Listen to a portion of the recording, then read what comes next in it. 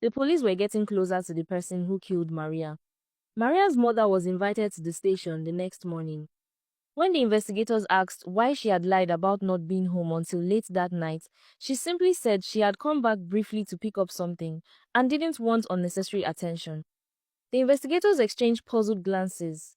It didn't make sense. Why would a grieving mother lie about something that could help them find her daughter's killer? Then they asked about the young man who had left the compound shortly after Maria arrived. She said he was one of her staff from the office, and he had come along with her to help carry a few things. She added that when she returned home that afternoon, Maria wasn't in the house. That was when the investigators knew something was wrong. The timelines didn't add up, so they showed her the dashcam footage. She watched it in silence, the car entering the compound, Maria walking in 30 minutes later, the young man leaving hurriedly, and then her car driving out. Her eyes flickered, but she didn't say anything. The police didn't press further. Instead, they detained her at the station and demanded the identity of the young man. He was tracked down and brought in for questioning that same day. At first, he denied knowing who she was, but after hours of interrogation and pressure, his resistance broke.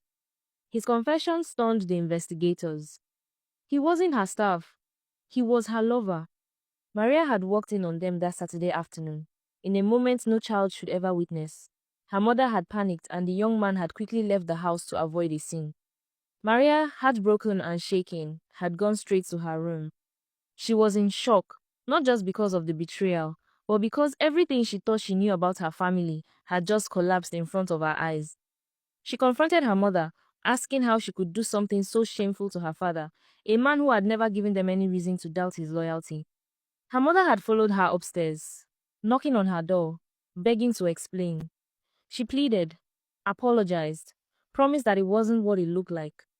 Maria eventually stormed out of the room in tears, shouting that she hated her. She was halfway down the stairs when it happened. Her mother, overwhelmed by panic and rage, pushed her. Maria tumbled violently down the staircase, hitting her head on the tiled floor below. But she didn't die. She was still conscious, barely able to move. Her mother, desperate and terrified of what would happen if her husband ever found out the truth, did the unthinkable. She walked down the stairs, took off her heel, and struck her daughter in the head, again and again until she stopped moving. She cleaned herself up, staged her alibi, and left the house, making sure she wouldn't be present when the staff returned. Maria's father came back with an ambulance, and police after Mama Ejiro called him to report the incident. He found Maria lying there, bloodied and barely breathing. She had lost a lot of blood, but she was still alive. Just before she lost consciousness, Maria told him not to let anyone know she was alive, not even her mother. She tried to explain why, but her words were fading fast, and before she could finish, her body gave in. Her father told everyone she was dead. While investigators scrambled for answers, Maria lay in a private room under heavy protection. Her mother never suspected a thing. She wailed, gave statements, played the grieving wife and mother. She even visited the hospital once, which was when she was told Maria was dead. But she didn't know the truth, because while investigations were going on, she thought Maria was in the morgue. The girl she had tried to silence forever was still breathing. Weeks later, the truth came out.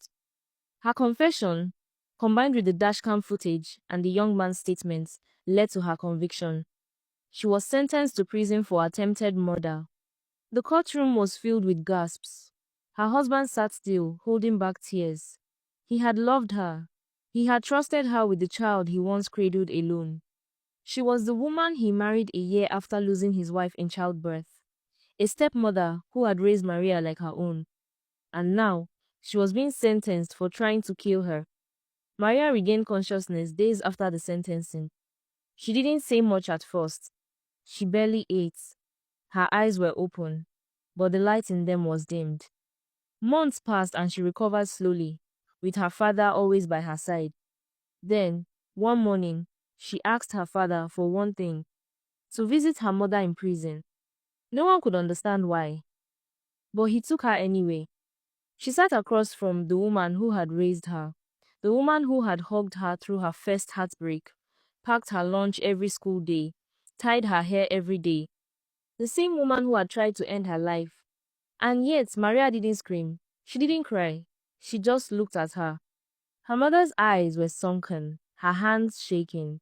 And for the first time since everything happened, her spoke, not with defense, not with denial, but with tears.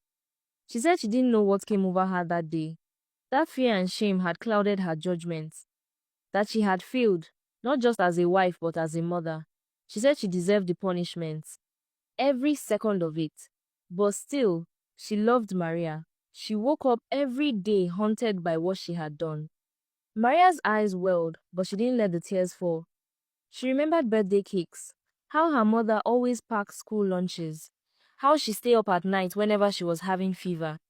Maria looked at the arms that once held her in a tight embrace whenever she was sad. And then she spoke, softly. She said she forgave her. Because even though they didn't share blood, this woman had always treated her like her own. She had once called her mother, and even now, part of her still meant it.